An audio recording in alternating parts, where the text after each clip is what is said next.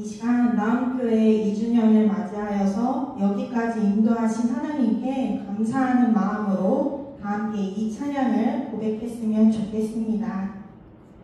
감사하신 하나님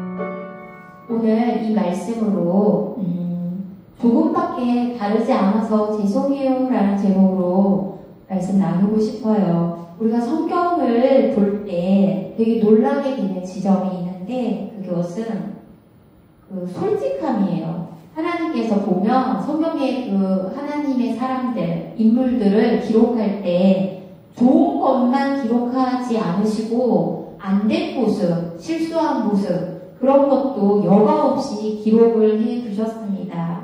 오늘도 다윗이 뭔가 절체절명 상황에 있을 때에 뭔가 인간의 한계성을 극복하지 못하고 무너져 가는 그러한 모습을 가감없이 보여주고 있어요. 그래서 성경은 한 인물을 이상적이거나 좋은 면만 나타내려고 하지 않아요. 왜 하나님께서 아니 올 시다의 모습까지도 다 기록해 두셨을까를 생각해보면 그것을 통해서도 우리에게 하시고 싶은 말씀이 있으시기 때문이에요.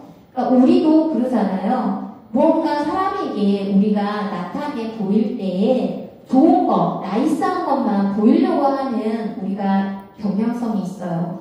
그런데 우리는 그런 온전한 사람이 아니에요.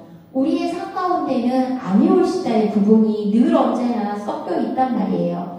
그래서 그걸 통해서도 또 하나님께서 말씀하시는 것이 있고, 결국은 내 온전함이 아니라 하나님이 하나님의 뜻을 이루어 가시는 것을 볼 수 있습니다. 오늘 성소에서 생긴 일이 본문에 나오는데 21장의 내용이 성소에서 일어난 일이라고 보기에는 거짓말과 속임수가 섞여 나옵니다. 그래서 제사장을 다윗이 이제 찾아가, 또 성전을 찾아가 하나님의 뜻을 묻고자 하는 이런 모습은 너무나 좋은 모습인데, 이제 제사장에게 속여요. 거짓말을 합니다, 다윗이. 이게 나중에 문제가 돼서 피바람이 일어나게 됩니다. 다윗은 한때는 골리앗을 때려 눕히고 군대 장관까지 되었고, 사울 왕 그 나라 가운데 큰 공을 세웠던 사람이었어요. 그런데 지금은 사울에게 쫓겨 도망자의 신세로 쫓기고 있고, 또 이제 미래에는 이런 피비린내 나는 그러한 살상의 대참사가 벌어지는 것이 기다리고 있어요. 성경은 이처럼 인간의 잘한 것, 못한 것, 이것을 다 보여주고 있는데, 하나님이 이렇게 한 이유가 뭘까? 그런 생각을 한번 해보았습니다. 오늘 본문에 그 4명의 두드러진 사람이 등장해요. 먼저는 아히멜렉입니다. 이 사람은 제사장이에요. 그리고 등장하는 게 다윗이고, 그 다음 나온 사람이 도엘입니다. 그리고 뒤쪽에 오늘 우리가 읽지는 않았지만 사울이 등장을 합니다. 이 4명의 사람을 굳이 편을 가르자면 다윗과 아히멜렉, 그리고 이제 도엘과 사울입니다. 다윗과 아히멜렉은 같이 그들이 부족한 가운데서도 그래도 그들 마음에 두고 있는 한 기준이 있습니다. 그리고 여기에 나오는 또 도엘과 사울 역시도 성전에 있는 사람들입니다. 하나님의 이름을 동일하게 부르는 사람들이에요. 그런데 그들은 조금 더 다른 기준을 갖고 있는 걸 볼 수 있습니다. 그래서 이들의 차이가 어떻게 보면 좀 작아요. 미미해 보입니다. 그런데 나중에는 큰 차이가 나요. 그놈이 그놈 같고 그냥 그나무에 그만 같고, 그런데 하나님은 다윗과 아히멜렉의 손을 들어주는 모습을 볼 수 있습니다. 처음에는 조금밖에 차이가 나지 않는 것 같은데 나중에는 차이가 많이 벌어지는 모습을 볼 수 있습니다. 그 문제의 답을 찾기 위해서 사건을 조금 더 살펴보고 싶어요. 다윗이 지금 이제 피신을 하려고 성소에 들어갔어요. 그 사울의 정신적인 질환 때문에 어쩌면 이제 다윗을 죽이려고 하는 의도를 갖고 있으니까 자기의 목숨을 부지하려고 성소로 들어간 거예요. 다윗이 죽인 자는 만만이요, 이 사울이 죽인 자는 천천히요 하면서 여인들이 외쳤을 때 사울은 이미 마음이 상할 대로 상했고, 그로 인해서 다윗을 그냥 두면 안 되겠다라는 생각을 한 것이죠. 그래서 국리 끝에 이제 다윗이 도피한 것이 성소였어요. 왜냐면 그 성전 안에서는 사람을 죽일 수 없는 거예요. 그래서 영화에도 보면 그 악당이든 뭐 어떤 경우에 그 성당 안으로 들어가서 몸을 피신하는 것을 볼 수 있습니다. 그런데 다윗이 그곳에 이제 피하러 갔다가 제사장 아히멜렉 대제사장을 만나게 됩니다. 1절을 한번 볼게요. 아히멜렉 다윗을 영접해서 드립니다. 그 다음에 묻는 말이 왜 혼자 왔냐고, 왜 아무도 없냐라고 의아해하면서 질문을 던집니다. 여기 이제 놈이라고 나오는데 당시에 놈은 임시로 이 성소가 있었던 곳이에요. 원래 성소가 블레셋에 의해서 다 소멸되었어요. 그래서 여기에 지금 놈은 임시 성소였던 거죠. 우리가 지금 이제 임시 성전이죠. 임시로 지금 우리가 여기에서 예배를 드리고 있어요. 그 노베에 아히멜렉이 대제사장으로 있었고 그곳에 이제 찾아간 다윗입니다. 아히멜렉이 보니 몰골이 굉장히 안 된 모습인 거예요. 그래서 어찌 된 일이냐고 이제 묻습니다. 여기서 이제 다윗 인생에서 굉장히 아쉽고 안타까운 장면이 등장합니다. 뭐라고 이야기를 하냐면 2절입니다. 내가 너를 보내는 것과 내게 명령한 일은 아무것도 사람에게 알리지 말라라고 했다고. 이것을 사울 왕이 자기에게 뭔가 명령을 내렸다고. 그러니까 긴급 명령, 특단의 명령을 나한테 내렸다라고 아히멜렉에게 거짓을 고하고 있습니다. 그래서 내가 나의 소년들한테 이러해서 여기로 오라라고 했다라고 합니다. 사울왕의 제 측근이에요. 가까이 있었고 군대 장관인 다윗인데 아무도 대동하지 않고 거기에 온 게 이상하잖아요. 그랬더니 이제 다윗이 쫄보가 된 마음이죠. 거짓말을 술술 하게 됩니다. 내가 이런 몰골로 여기에 온 것은 왕의 비밀 명령 때문입니다 라고 했어요. 왜 다윗이 거짓말을 했을까? 그 이유를 생각해 보았습니다.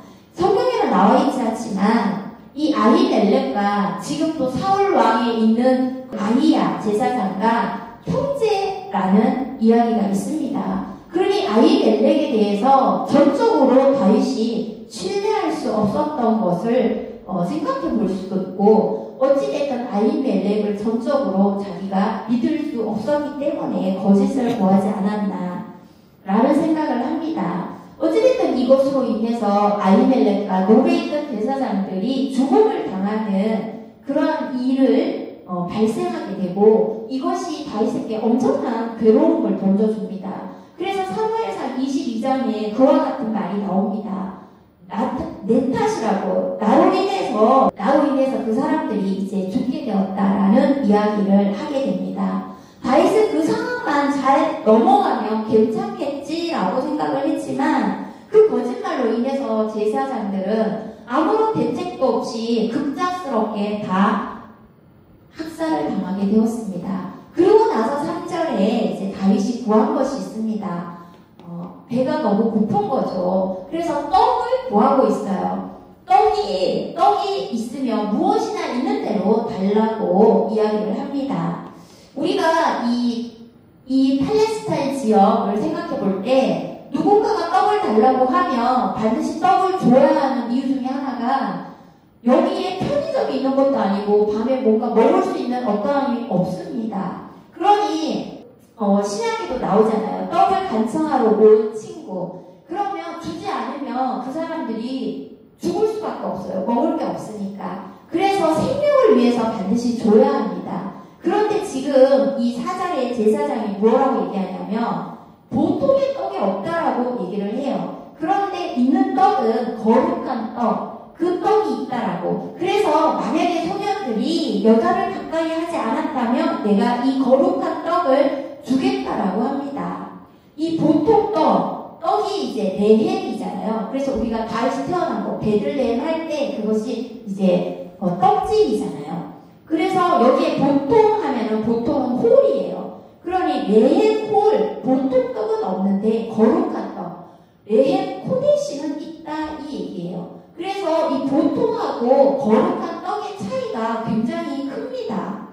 왜냐하면 거룩한 떡은 보통 사람이 먹을 수 없는 떡이에요. 그래서 이 보통 사람이 다윗, 그러니까 제사장이 아니기 때문에 제사장만 먹어야 하는데 제사장은 아니고 이 소년들도 보통 사람인데 이 거룩한 떡을 먹어서는 안 되는 거예요. 이 진설병은 하나님께 드려진 떡이고 일주일에 한 번씩 이 떡을 갈아요. 그러면 그 떡을 성소에서 제사장만 먹을 수 있는 이 하나님의 율법입니다. 이것이 5절에 볼게요. 5절에 다윗이 제사장한테 이런 이야기를 해요. 우리가 3일 동안 여자를 가까이 하지 않았다. 그러니 우리가 이제 성결하지 않겠냐라고 이야기를 합니다. 그러니 6절에 제사장이 거룩한 떡을 건네주고 이제 여호와 앞에 물려낸 떡이 이거라고 그래서 그 떡을 먹을 수 있도록 이제 전달해 줍니다. 아히멜렉이 이 율법을 어기면서까지 떡을 왜 줬을까 생각하면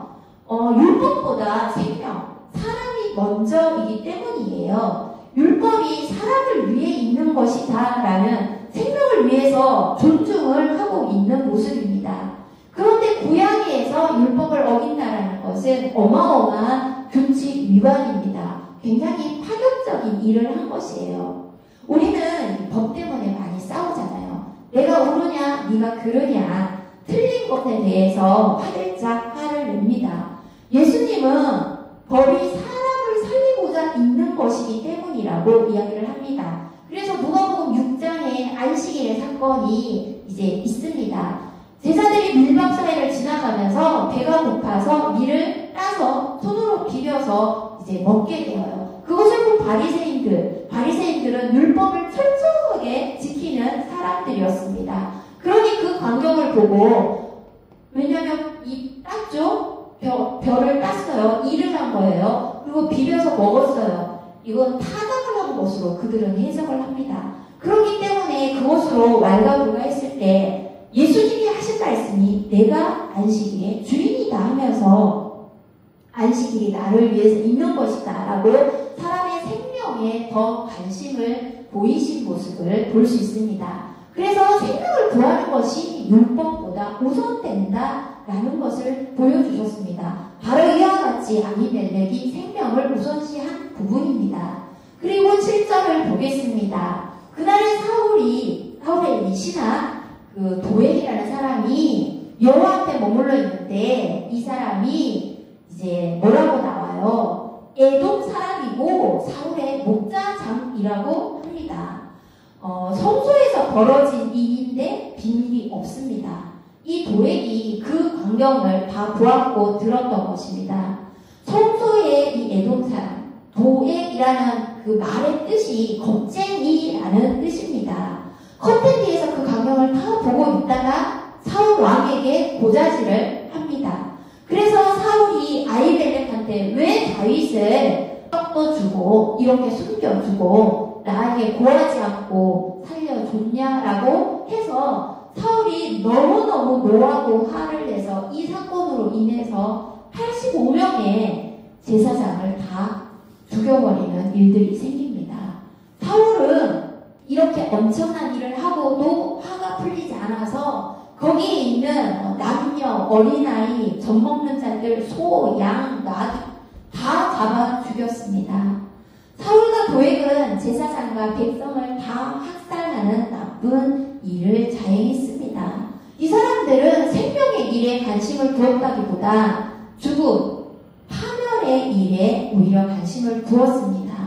그리고 다윗이 요구한 두 번째 것이 있었는데 그것은 바로 8절에 나옵니다. 8절 한번 한 목소리로 읽어볼까요?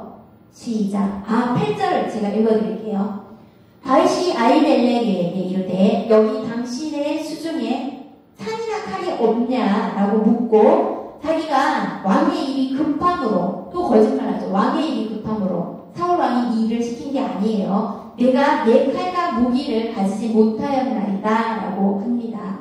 그러니 9절에 뭐라고 나오냐면 제사장이 이르되 너가 엘라 골짜기에서 죽인 블레셋 사람 골리앗의 칼이 보자기에 쌓여서 에봇 뒤에 있다라고 이야기를 합니다. 그러니까 다윗이 뭐라고 하냐면 그 같은 것이 또 없나니 내게 주소서. 그러니까 그 같은 것이 또 없나니 너무 좋다 이거예요. 그 칼이 있다라는 게 너무 좋으니 그거 달라라고 이야기를 합니다. 너무 좋은 것이라고 다윗이 이야기를 합니다. 이쯤 되면은 아히멜렉이 눈치챘을 것 같습니다. 하나님의 전에 사실 무기가 칼이 있을 리가 난무한데 이 칼이 왜 있게 되었냐면 사무엘상 17장에 이 배경이 나와요. 이제 다윗에게는 칼이 없었어요. 물매만 있었잖아요. 그런데 이 3m나 되는 장수 골리앗을 죽일 때, 넘어뜨릴 때 그 골리앗의 칼을 빼서 골리앗의 목을 쳤어요. 그래서 이 칼을 다윗에게는 이 칼이 어마어마한 명예잖아요. 근데 이것을 자기가 취하지 않고 하나님의 전에 바쳤어요. 그래서 이 칼이 그때부터 때부터 이전에 보관되어 있었던 것입니다. 그런데 하나님은 보세요. 다윗이 자기가 너무 이것이 자기의 명예고 이것을 취하고 싶었지만 이것을 하나님 전에 드렸는데 하나님은 가장 필요할 때 다윗이 이 칼을 손에 쥘 수 있도록 해주셨어요. 이와 같이 우리가 하나님 앞에 무언가를 드릴 때 하나님은 그것을 가장 좋은 때에 우리에게 가장 필요한 때에 그것을 사용할 수 있게 주신다라는 것을 볼 수 있습니다. 하나님이 우리가 필요할 때 갚아주시기 위하여서 하나님 앞에 너희가 영광으로 취하지 말고 너희의 시간, 재료, 물질, 너희가 귀하게 여기는 것을 나에게 바쳐라 라는 것이죠. 왜냐? 하나님의 은혜를 입을 수 있게 다시금 그것을 돌려주기 위해서입니다. 그것이 하나님의 방법이에요. 우리를 보호하시고 우리에게 더 큰 은혜로 보답하시고자 하는 큰 의미의 하나님 아버지의 마음인데 우리는 그보다 크지 않기 때문에 우리 마음에는 왜 내 것을 빼앗아가지? 왜 나를 힘들게 하지? 나를 귀찮게 하지? 이러한 마음을 갖게 됩니다. 그러니 하나님의 은혜를 우리가 더 입기 위해서는 우리의 영광으로 취하지 않고 승리했을 때 하나님께 그것을 드리는 거예요. 그러면 하나님을 더 신뢰할 수 있게 되어집니다. 왜냐하면 하나님이 절대 그냥 있지 아니하시고 그것을 또 더 큰 은혜로 갚아 주신다는 거죠. 우리보다 우리를 위한 계획을 더 잘 알고 계시고 우리가 모르는 것을 그분이 아시기 때문에 하나님의 우리에게 필요한 떡뿐만 아니라 먹을 것뿐만 아니라 무기, 칼까지 손에 쥐어주신다라는 거예요. 그것도 가장 필요한 때에 다윗이 성전을 향했을 때 하나님의 사람을 찾아갔을 때 이와 같은 하나님의 은혜를 받는다라고 볼 수 있습니다. 오늘 이 본문을 통해서 이런 묵상을 해봤어요. 우리 모두는 잘하고 다 온전하고 그렇게 되어지고 싶으나 우리의 지금의 모습은 미미해요. 부족해요. 그렇지 못할 때가 더 많아요. 그래서 거기서 거기일 때가 많아요. 네가 좀 더 믿음 좋냐, 네가 좀 더 성공했냐, 네가 좀 더 돈이 많냐 적냐 해봐야 도토리 키재기예요. 그런데 이런 것에 대한 우리가 이해를 갖고 공동체 안에서 사람을 대해야 한다는 거예요. 다른 사람을 대해야 한다는 거예요. 그렇게 할 때 우리가 그 관계 속에서 하나님이 그 사람을 향한 뜻을 우리가 알아갈 수 있다는 것입니다. 다윗과 아히멜렉 어떻게 반응했어요? 생명의 반응을 했어요. 다윗은 제사장을 속였고 제사장은 율법을 어겼어요.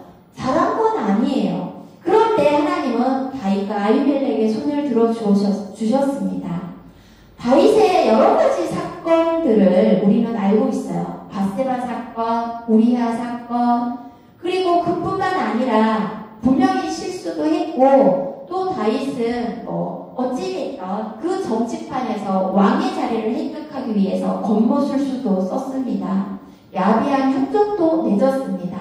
그럼에도 불구하고 다윗과 사울 또 아히멜렉과 도액을 생각했을 때 조금밖에 처음에는 차이가 없는 것 같지만 나중에 보면 하나님의 인정을 받는 이유가 바로 있다라는 거예요. 다윗이 올바른 방향으로의 반응을 하고 있기 때문입니다.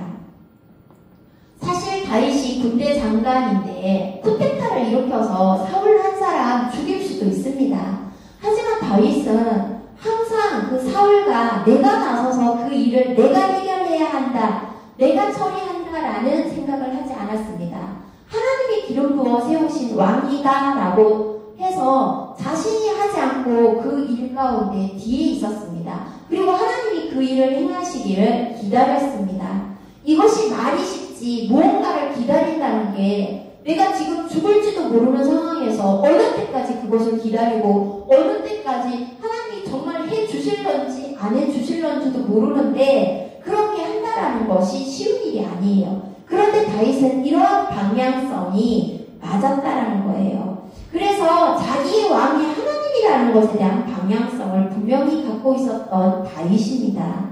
오늘날 우리의 모습이 어떤가요? 우리가 온전한가요? 모든 일에 하나님 앞에 앞에나 사랑 앞에 정말 흠이 없고 정말 거룩함을 유지하면서 우리가 티도 없이 살아가고 있나요? 우리는 그러하지 못합니다. 현재 나의 상태가 어떠한 수준인가는 그 다음 문제예요. 그보다 더 중요한 것이 방향에 대한 부분입니다. 하나님을 내가 마음 가운데 두고 그분이 행하고 있는 일 가운데 내가 걸어가고자 하는 그 마음이 있냐라는 것입니다. 두 사람이 길을 가고 있다라고 생각해 봅시다. 한 사람은 이쪽, 한 사람은 이쪽. 처음에는 큰 차이가 보이지 않아요. 그런데 10년, 20년 다른 방향으로 계속해서 걸어갈 때 차이가 어마어마하게 나는 것을 봅니다.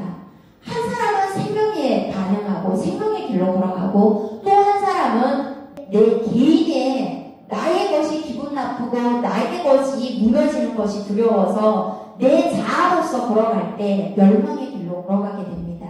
그러면 결국은 천국과 지옥으로 방향이 나뉘어지게 됩니다.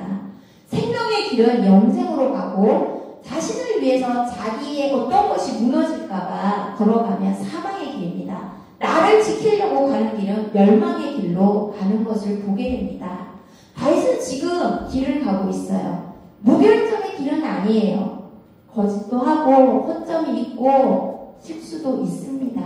85명의 제사장이 자신이 했던 그 일을 통하여서 결국은 죽게 됩니다. 다윗이 직접 죽인 건 물론 아닙니다. 하지만 빌미를 제공한 것은 맞습니다. 분명히 다윗은 의로운 모습은 아니었습니다. 그런데도 하나님은 다윗의 편에 서 주셨습니다. 그럼 구체적으로 다윗의 방향이 어디로 향하고 있었는지 좀 더 자세히 보고 싶습니다. 성소에 들어갈 때 다윗의 상태는 어땠어요? 굶주렸어요. 초라하고 남루한 옷을 입었습니다.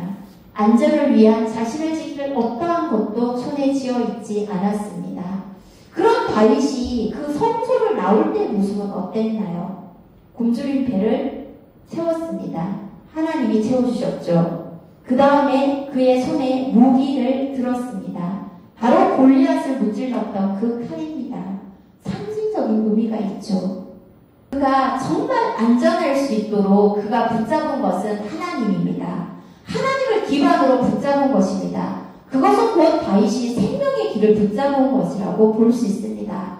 우리는 나약한 존재예요. 허물이 많은 존재예요. 우리에게 늘 배고픔, 먹을 것에 대한 두려움과 염려, 그리고 내 무기, 내가 뭔가 나를 지킬 수 있는 뭔가가 있어야 돼. 내 자리, 내 명예, 또 어떠한 관계, 하나님, 이게 있어야 내가 살아갈 수 있어 라고 지탱하려고 하는 게 있을 것입니다. 그것을 내가 잡으려고 했을 때 내가 나를 지킬 수 있는 것이 아니라 다윗이 아무것도 없었지만 들어갈 때와 나올 때의 모습이 완전히 달랐습니다. 다윗은 그렇게 하나님을 안전의 기반으로 잡은 것입니다. 그분의 방향을 잡았고 그분의 통치받는 것을 허락한 것입니다. 다윗은 지금 대단히 의롭고 올바르고 흠이 없고 티가 없고 그러한 수준의 모습은 아닙니다. 그러나 올바른 방향으로 가고 있는 것입니다. 그래서 중요한 게 우리의 삶이 열심히 살고 부지런히 살고 이것도 중요하지만 열심히 살고 부지런히 사는데 그 속 실상이 게으르고 나태할 수 있다는 것을 말해주고 있습니다. 우리가 정말로 방향이 맞는다라는 것은 그리스도를 기반으로 우리가 그렇게 바쁘지 않아도 그 방향을 따라서 그분의 통치를 받으면서 한 걸음 한 걸음 늦어도 그 방향을 따라 걸어가는 것이 중요하다는 것입니다. 하나님 나라의 사명으로 서 있지 않는 사람은 아무리 분주해도 나태한 사람에 들어가는 것이에요. 세월을 호속 보내는 거예요.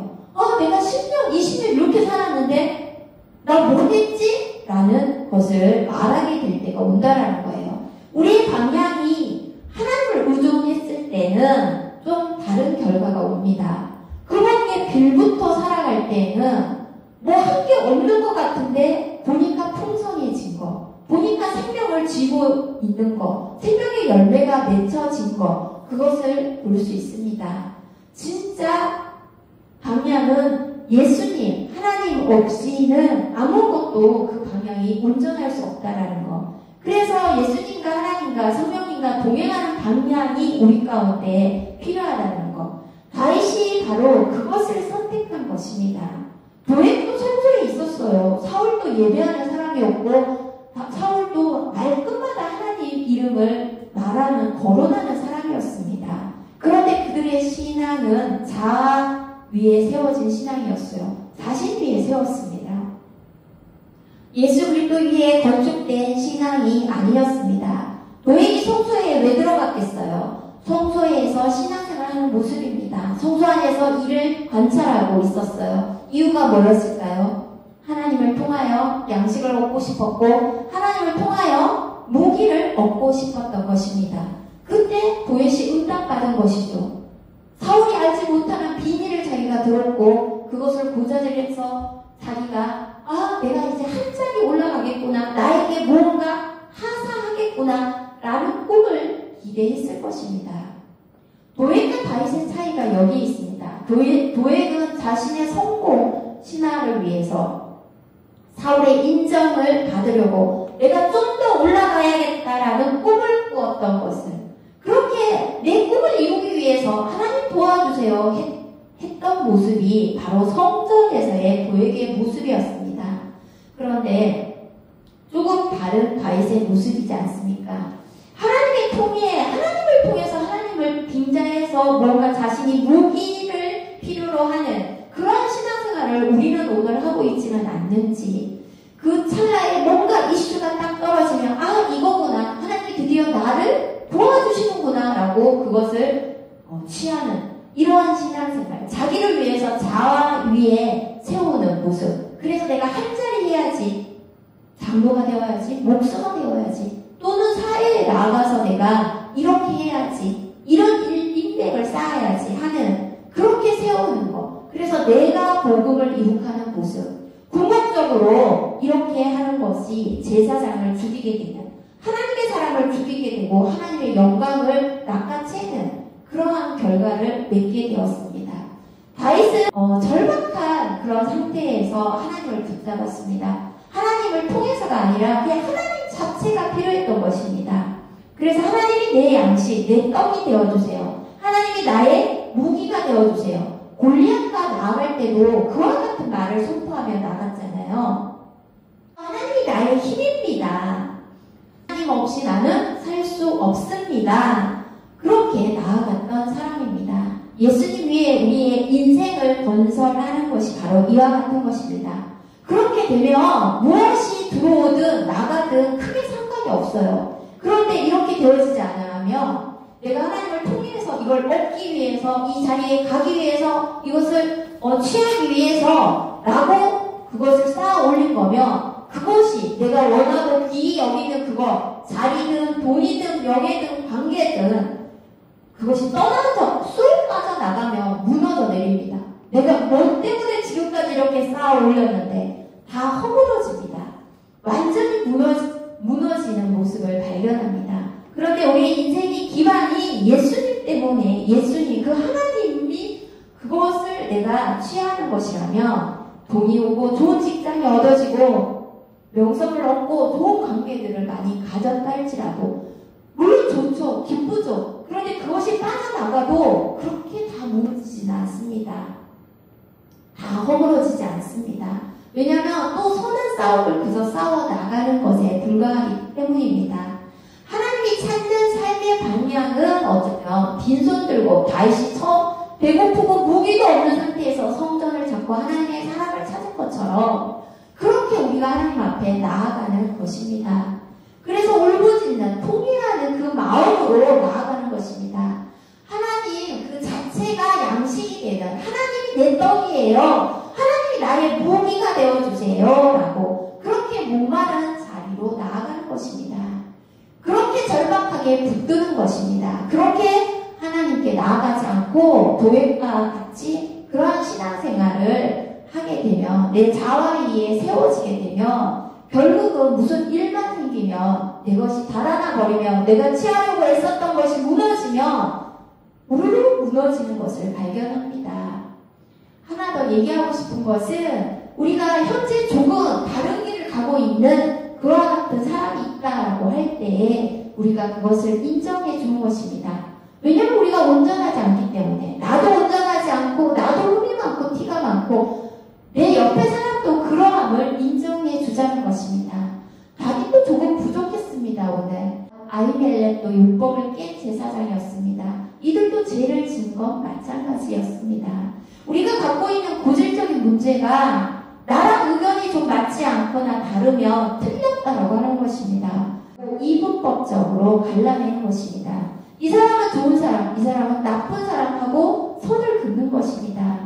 여러분, 우리 모두가 과정 가운데 있습니다. 우린 다 온전하지 않습니다. 우리는 온전케 하시는 그 하나님의 마음을 하나씩 알아가며 그저 한 걸음 한 단계를 걸어가는 것 뿐입니다. 그 방향을 잡았다라면 가는 과정 가운데 누구는 조금 더 앞에 가 있는 것이고 누구는 조금 더 뒤에 오고 있는 것 뿐입니다. 그런데 내가 이만큼 갔다고 해서 내 뒤에 이 사람들은 안 될 사람들, 그렇게 우리가 쳐낼 수는 없다라는 것입니다. 우리가 틀렸다라고 싸우지 아니하고 하나님이 그도 기다려주시고 그도 또 오게 하시고 함께 가게 하신다라는 것을 그분이 기다려주신 것처럼 우리가 믿고 기다려줘야 한다라는 것입니다. 사람들이 그러지 않으면 너무 무섭고 사나워지는 것을 요즘 봅니다. 조금만 이념이 다르고 생각이 다르면 아주 죽일 듯이 달려드는 걸 보면서 때때로 무섭다라는 생각을 저는 하게 됩니다. 이번에 이슈가 됐던 그런 일들이 좀 있었잖아요. 이것을 누가 과연 옳다 그르다로 온전하다 이것이 맞다 누구의 편에 우리가 설 수 있겠습니까? 우리가 정말 이러한 부분들에 대해서 조금만 더 우리의 마음이 좀 더 넓어지고 하나님이 우리를 성경이 우리를 바라보는 그 시각으로 그 사람들을 우리가 바라보아 주었으면 좋겠다 생각합니다. 무슨 얼떠한 일들이 하나 생겼을 때 그동안 해왔던 하나님을 향해서 또 사람들을 향해서 분명히 좋은 것들이 많이 있었을 텐데 그 모든 게 그냥 도루묵이 되고 다 나쁜 사람이 되고 이러니 그 사람이 이랬다라고 그냥 한 통 속으로 다 몰아가 버리고 그동안 있었던 게 아무것도 아닌 게 되어버리고 그렇게 잔인하게 한 사람을 매도해버리고 우리가 그렇게 하지 말자라는 겁니다. 우리 모두는 아직 미완성이지 않습니까? 온전케 하고자 하시는 그 하나님께 한 발짝 가고 있는 나와 여러분 또 그들 우리 모두가 그러합니다. 그래서 갈 수 있도록 좀 더 잘할 수 있도록 우리가 싹을 잘라버리지 않고 그렇게 봐주는 것 그것이 주님의 시선이라고 생각합니다. 그래서 우리의 마음 가운데 우리가 좀 부족하고 미흡해서 주님 앞에 너무 죄송한 그 마음 그런데도 그런 우리를 기다려주시고 참아주시는 그 주님의 그 우리를 향한 눈물을 생각하면서 내 옆에 사람도 그렇게 바라봐 줄 때에 한 단계 올라가는 서로 좀 의지하고 서로 지탱해 줄 수 있는 그러한 사람이 되어줬으면 좋겠습니다. 우리 모두는 허물이 있어요. 그래서 우리는 연약합니다. 내 기준에 가지고 우리가 남을 정죄할 수 없습니다. 우리가 믿으며 기다리며 바라보는 그 주님의 마음, 우리를 향한 우리에게 좀 안타까움을 가지면서 참아주시는 그분의 마음, 그분의 눈을 우리가 장착해서 우리 옆에 있는 사람들에게 좀 후히 점수를 줄 수 있는 그래서 남편도 후히 봐주고 아내도 후히 봐주고 내 옆에 형제도 후히 봐주고 그렇게 토닥토닥 해줄 수 있는 그러한 우리의 모습이 되었으면 좋겠습니다. 결론은 하나님은 조금밖에 다르지 않는 우리를 지금도 기대해 주시고 지금도 영원까지 함께 해 주시겠다라고 말씀해 주시고 우리를 세워가 주시는 분이시라는 것을 잊지 말자는 겁니다. 그렇게 주님이 우리가 주님하고 이름만 불러도 그분이 우리를 붙잡아 주고 계십니다. 우리가 조금밖에 다르지 않는데 그래도 또 믿어주십니다. 그 하나님이 우리를 향한 그 애달파하는 마음 그 통회하는 마음을 우리가 갖는다라면 복받은 성도입니다. 나온교회가 이제 2주년에 접어들었습니다. 2년 동안 하나님께서 진짜 될 것 같지도 않은 나의 모습을 또 여러분의 모습을 바라봐 주면서 기다려주면서 또 기대해 주시고 또 소망을 가져주십니다. 실수한 것이 많고 연약한 것이 많고 안 된 부분이 많지만 그럼에도 불구하고 우리 마음 안에 그래도 하나님을 바라보고 하나님께 조금이라도 좀 가까이 한 발짝 더 가고자 하는 그것을 어여삐 도와주시며 또 기회를 주십니다. 그 하나님께서 우리의 모자란 미흡한 조금밖에 다르지 않는 이 모습에 오늘도 괜찮아 하면서 다시금 힘을 내서 나아가보자. 내가 너희를 복의 통로로 사용할게 라며 그렇게 축복해 주시는 그분의 음성을 우리가 다 들을 수 있었으면 좋겠습니다. 오늘 말씀을 기억하면서 우리 합심해서 기도하시겠습니다. 하나님 감사합니다. 그렇게 하나님께서 바라보시는 그 눈, 그 마음으로 우리가 하나님 나아가 그 방향을 놓치지 아니하며 또 다른 영혼을 향해서 그 눈을 그 시선을 맞출 수 있도록 그리고 손잡아주고 일으켜 세울 수 있는 우리 모두가 되어줄 수 있도록 도와주시옵소서. 감사하며 예수님 이름으로 기도하였습니다. 아멘.